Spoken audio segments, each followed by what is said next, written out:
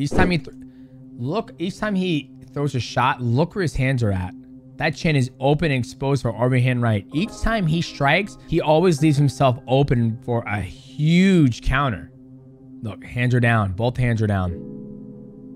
All right. Michael Chandler. Booey. There's nothing you can do. Chandler throws his kick. It lands. Whoosh. He's like this. Super stiff as the kick's coming. Comes in super slow and he lands perfectly. Sheesh. Paddy's going to see that and Paddy's going to take advantage of that. That is 1, 2, 3, 4, 5, 6. 6 losses. And out of those 6 losses, 4 of them were finishes. So that's kind of crazy. What's going on, boys? We got the AKA at one point in time in this man's career, the boogeyman, Tony Ferguson. Now, Tony Ferguson is fighting Paddy Pimblett, which would be a very interesting fight because when you look at Tony Ferguson's record, 26-6, that's not a very bad record. I think Tony Ferguson has suffered from a lot of injuries. I remember he was about to fight Habib and he tripped over some wires at UFC Tonight. It's an old Fox show. Probably you guys don't remember that. He tripped over some wires and blew out his ACL. He's had a lot of injuries and a lot of knockouts. When he fought Justin Gaethje, that was a very sad fight to watch because, you know, he took a lot of damage. And he's just been in the game for a very, very long time. But his record doesn't reflect that. 26-6, you know, that's a healthy record. So we're gonna break it down and see some of the things that, you know, Tony could do against Paddy to hopefully get W. So if you're new to the channel, make sure you like, subscribe. Also, hit the bell to know when we go live, boys. All right, here we go. 38 years old, 36 years old against Michael Chandler. Now, Michael Chandler's an absolute beast. You know, he's supposed to fight Conor McGregor, but I don't know if Conor is back in the USADA pool. But Conor makes so much damn money. He doesn't need to fight anymore. I think the question now for Conor is, like, does he want to fight, right? Let's get back to Tony Ferguson. So Tony's been fighting for a very long time. He was an interim champ. We fought in the same card before. I remember I fought, I believe it was Ray Borg, and then he fought Kevin Lee, defeated Kevin Lee for the interim belt with a triangle choke. Now, Tony has an unorthodox way of approaching the fights. He loves to, and his training methods are a little bit different as well. So I think this is his last fight. I think prior to this fight, he got knocked out by Justin Gaethje. So I think the unorthodox approach to the fight against Paddy can play in his favor, or it could be a huge downfall because when he does do these unorthodox ways of approaching a fight, he exposes himself. He opens himself up to counters that Paddy Pimblett will go. Paddy's also the younger athlete. He hasn't had a lot of injuries, or he's been dropped a lot, but he hasn't had as much injuries. So I think that could be the only downfall, but maybe the unorthodox approach to the fight against Paddy might pay in his favor by doing an Imanari roll at the very beginning of the fight, right? Jumping on his knee, throwing the elbows, whatever it may be, maybe it could play in his favor. So we're gonna go back and watch this fight and break it down and see, you know, what went wrong in this fight against Michael Chandler, right? Let's break it down. And Michael Chandler's very, very explosive, a very explosive athlete. All right, here we go.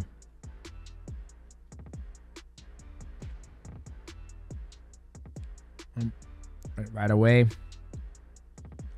we got a southpaw versus orthodox.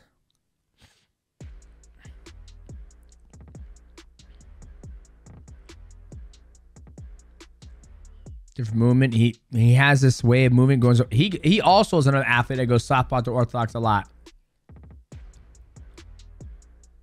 But his movement has always been very tricky to figure out. That's where a lot of people have a hard time with him. He's trying to throw that elbow. He missed. Chandler baited that he was going to go in.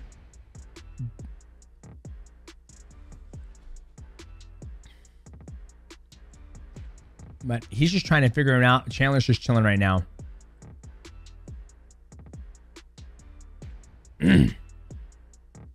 Inside. Nice. Checking. He's checking. He's covering. He's just a little bit slow to just to cover. He's covering like a shell. And he's trying to now. Tony Ferguson does have the range advantage in this fight. I'm not sure if he's going to have the range advantage against Paddy, but each time Ferguson, oh, he drops him, comes up, and it's a hallmark card. You can always expect Michael Chandler to get dropped in all his fights. Michael Chandler's been getting dropped since he fought Eddie Alvarez back in Bellator. I know a lot of you guys probably haven't seen those fights, but if Michael Chandler doesn't get dropped in a fight, it would be a miracle. So Tony Ferguson drops him and tries to follow up on the attack. Doesn't secure the job, but he keeps this constant pressure. And the thing that Tony has going for him is that he's not scared to get his hands dirty, right? But when he's doing that, look, I want to break that down one more time. When he does that, look where his hands are at when he's striking.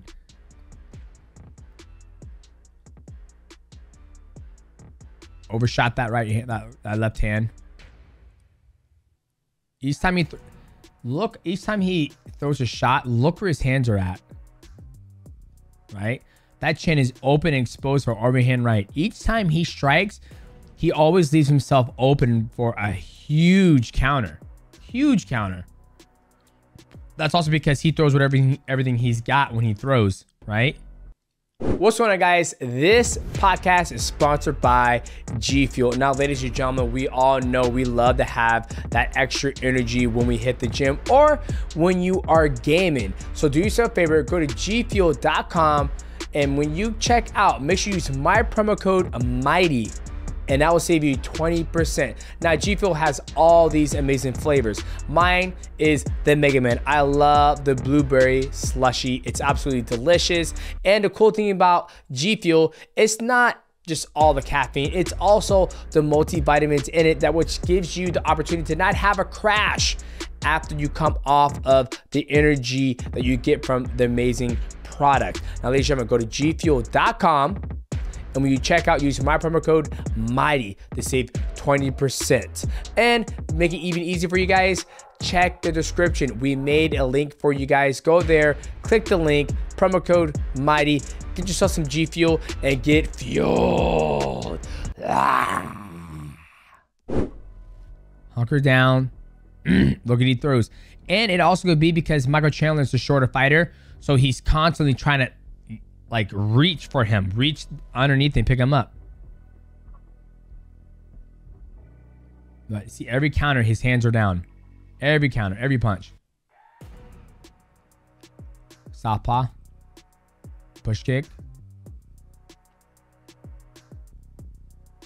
Look, hands are down. Both hands are down. Paddy's going to see that, and Paddy's going to take advantage of that. Like, Tony does a good job. When he gets in range, this hand comes up, right? This hand comes up to block. This hand's down. But look, you see a difference? When they're about to get in a shootout, look whose hands are in a better position for the shootout. Chandler's are, right? And then once they start the shootout, I'm going to do slow motion here because they're super close. Let's see if they're going to shoot out. Let's see what happens here. Look where his hands go. Throws that jab. That's wide open. Chandler blocks it. Throws a nice counter left hook. Misses because he's shorter. Okay.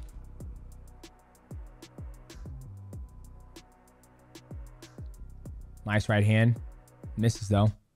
Goes for the shot. I like this. Good takedown. Now, Tony Ferguson is no slouch on his back. He loves back. I think he has a black belt under Eddie Bravo. I could be wrong. But look, using elbows. Now, Tony's doing a good job of using his knees to create some space and control that posture. Look, using the knees, right? He's using these knees right here to create some space between him and Michael, right? So he can move and start a jiu-jitsu game. Very good job from Tony. Okay, goes for armbar, misses it. Try to go for a triangle. Okay, good ground game. He's constantly pushing up on Chandler's face.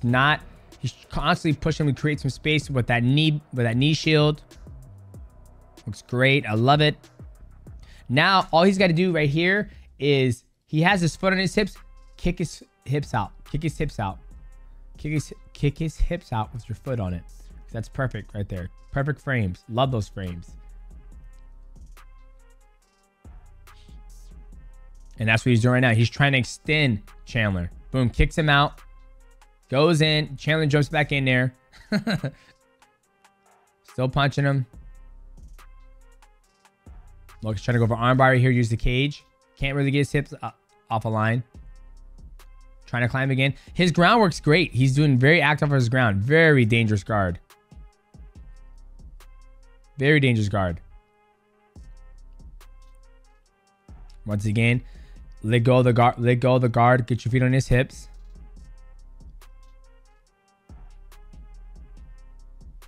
Right? And that's the thing that it's hard for when you get your back flush to the cage. You really can't. There's no room for you to scoot away. I ran into this trouble when I fought Adrian the second time, where it's like I couldn't scoot my hips away from him because I was against the cage. So you want to turn your body, because what a grappler wants to do is I need space over here to get my hips from being aligned from him. So what you want to do is get your body this way. That way you have all this room to move, right? But he can't move, and Chandler's doing a good job smothering him against the cage. So that's where the cage hurts the grappler, who needs to space the frame. Or the ring, when you're in a ring and prior to Dream, or one championship, you just go out the ring and they'll start you over. He's coming up. So, I mean, Tony's looking good here. He's looking good. Trying to go for a sweep. Doesn't get it. But look at the angle he's at now. Now, look where his head's at. Now he has all this room to scoot. He's grabbing the cage to get his hips off a line. Here's Chandler's hips. Here's his hips. He's doing a good job trying to get offline. So him going for that sweep gave him the opportunity to get that room to move and scoot away. So good on Tony. And Tony's not doing bad this fight. He's actually winning this fight. Constantly elbowing.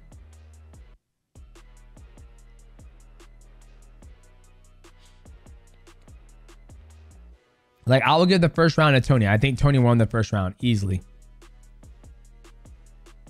Like, even though Michael Chandler is on top, I think Tony's doing more to, like, progress the fight, as in, like, the jiu-jitsu realm. And he dropped him once.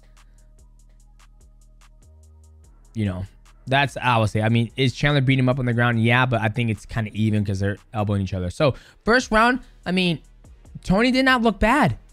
He did not look bad. I think one of the things that people have in their mind that's lasting in Tony's fight is when he fought Justin Gaethje. While we're sitting here waiting, I'm gonna look up when was the last time when was that fight when he fought Justin Gaethje while they're breaking it down. Let me see. Tony Ferguson. So I believe this was his last fight. Wikipedia. Let's see.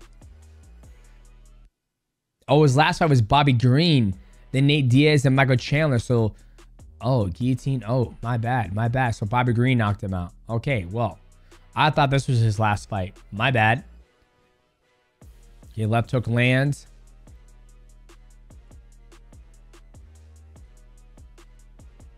Chandler goes for the takedown. He tries to sprawl.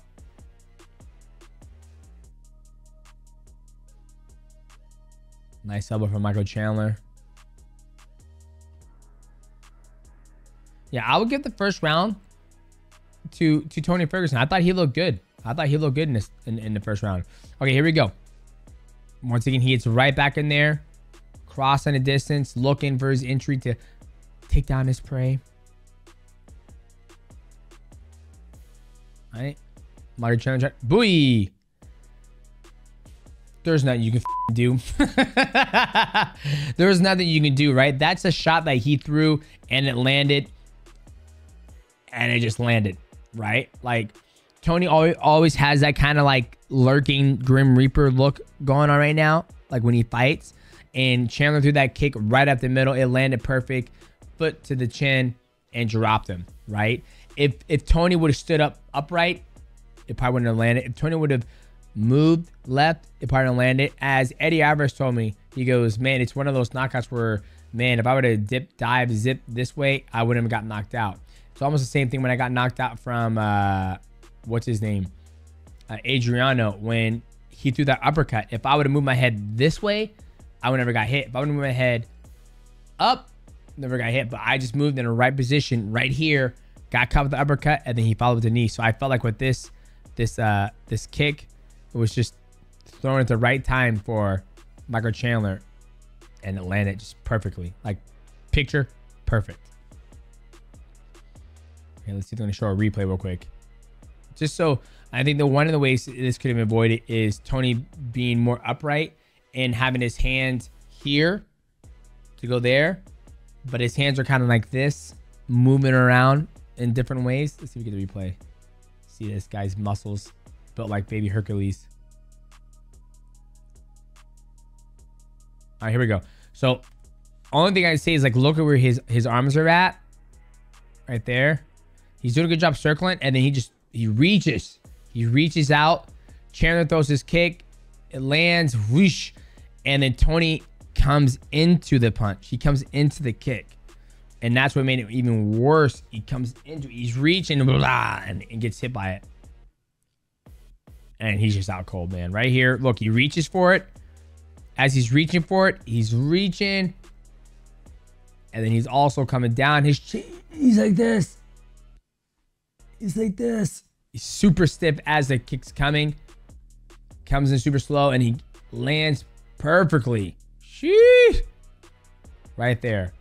That's the last thing you want to do when you get hit is tense up. When you tense up and it hits, your body has no way to, like, take off some of the shock when your body gets hit with that blow. But, oh, nice hair. But, yeah. So, boys, yeah, we'll see how Tony Ferguson does. You know, obviously he got knocked out by Bobby Green, and then he also got submitted by Nate Diaz. Let's take a look at this. So if we look at this, so what was the start of this? At one point in time, this man was a boogeyman in the lightweight division. But let's look at this right here. Justin Gaethje TKO punches. That was 5 rounds of getting beat up. Then he got beat by Charles Oliveira, decision. And then Benel De La Roche beat him in decision. And then Michael Chandler knocked him out. And then Nate Diaz submitted him. And then the Bobby Green technical submission arm triangle choke. That is 1, 2, 3, 4, 5, 6. 6 losses. And out of those 6 losses, 4 of them were finishes. So that's kind of crazy. He's 26-6, and his 6 losses. No, that's 26-6. Michael Johnson beat him. But look at this long stint of winning right here. Long stint of winning. So, anywho, I'm excited to fight against Paddy Pimblett. If you're new to the channel, make sure you like, subscribe. Also, hit the button to go live, and we will see you at the next one.